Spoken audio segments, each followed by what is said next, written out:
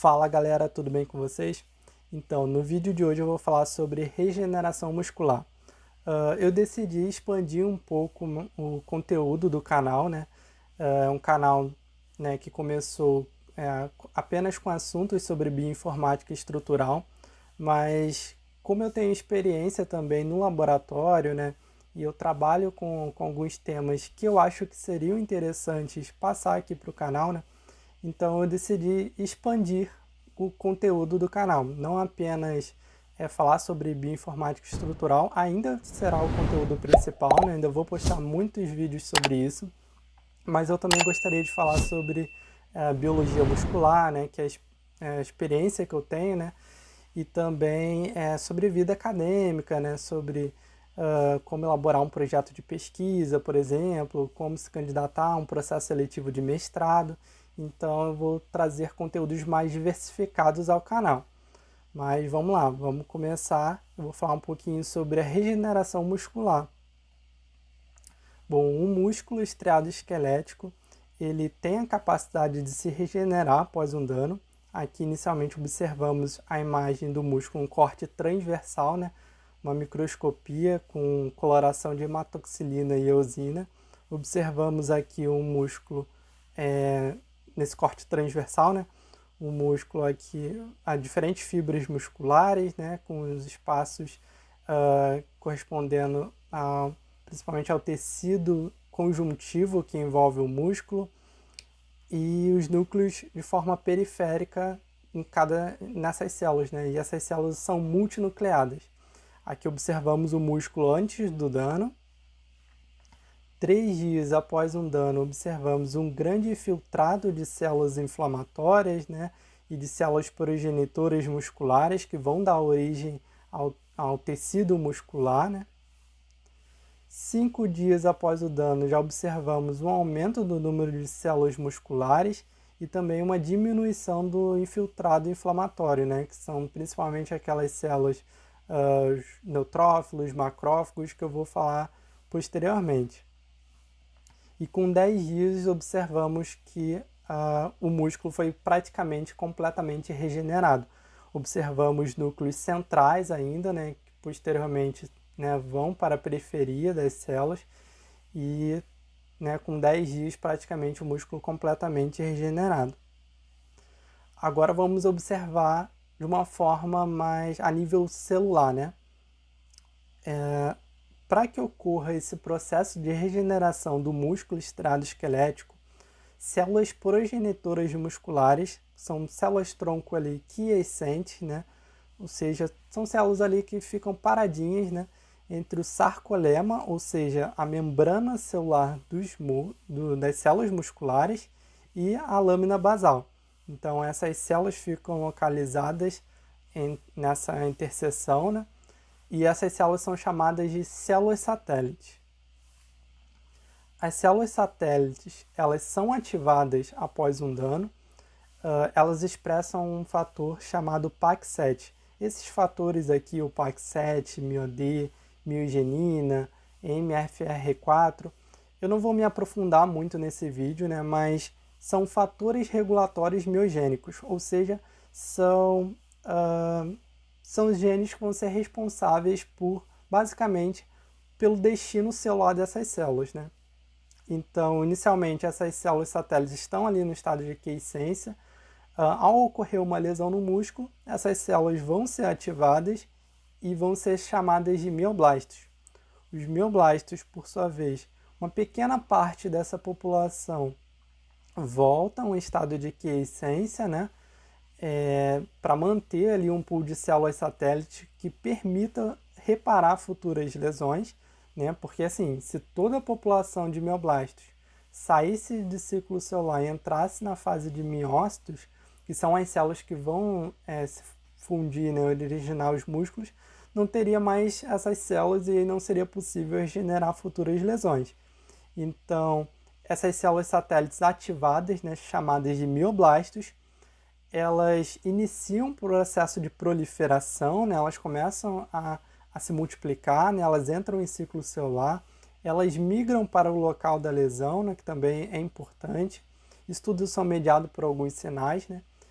E depois desse aumento do número dessas células, né, elas saem de ciclo celular e se diferenciam em células chamadas de miócitos. Os miócitos, por sua vez, eles se fundem para formar os miotubos. Então, como eu falei, as células musculares elas são multinucleadas, e elas são multinucleadas por causa dessa fusão entre os miócitos.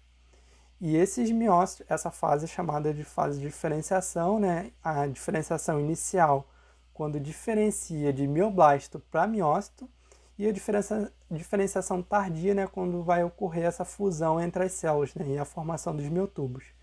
E aí, dependendo do grau da lesão, pode regenerar aquela miofibra que foi danificada, aquele local, né? Ou formar uma nova miofibra.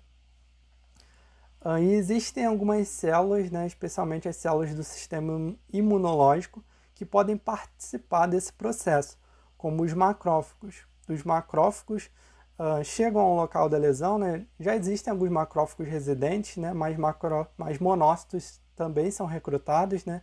E aí que permitem originar os macrófagos pró-inflamatórios. Os macrófagos pró-inflamatórios secretam citocinas pró-inflamatórias que agem principalmente na fase de ativação e proliferação dessas células. Posteriormente, esses macrófagos mudam para o fenótipo anti-inflamatório, né, liberando ali citocinas anti-inflamatórias que vão agir principalmente na fase da diferenciação inicial e tardia da miogênese. Mas em processos de doença crônica, de lesão prolongada, né, pode ter um aumento dessa população de macrófagos, né, e acabar ocasionando um aumento da deposição de tecido fibrótico. Eu vou repetir um pouquinho, né, com diferentes imagens para que realmente vocês consigam entender melhor esse processo, né? Lembrando que isso aqui é uma miogênese em tecido adulto, né? Essa imagem também é um pouco um resumo da anterior, né?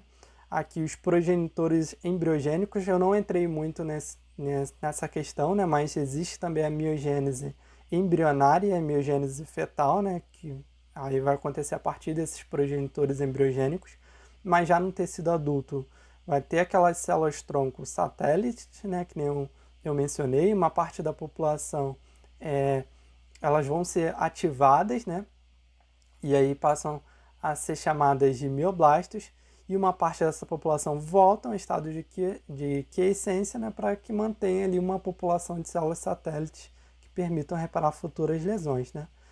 E esses mioblastos, eles se diferenciam nessas células chamadas de miócitos, né, que expressam esses diferentes fatores regulatórios miogênicos, e se fundem, formando assim os miotubos. Agora eu vou mostrar um vídeo sobre um trauma menor, né? Inicialmente uma lesão local, uma fibra muscular, e aí eu acho que talvez fique mais claro na mente de vocês o processo.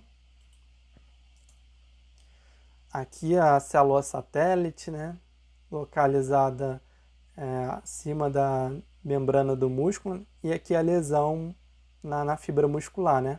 E aí a célula satélite é ativada e passa a ser chamada de mioblasto. Aqui está um processo mais simplificado, né, mas depois se transforma em miócito e aí funde e aí repara aquela miofibra, né, que foi lesionada.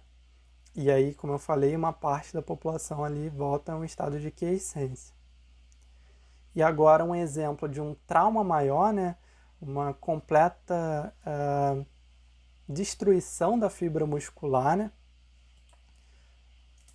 No vídeo, o exemplo é pelo veneno de uma serpente, né? Que vai ocasionar ali a morte das fibras musculares, né?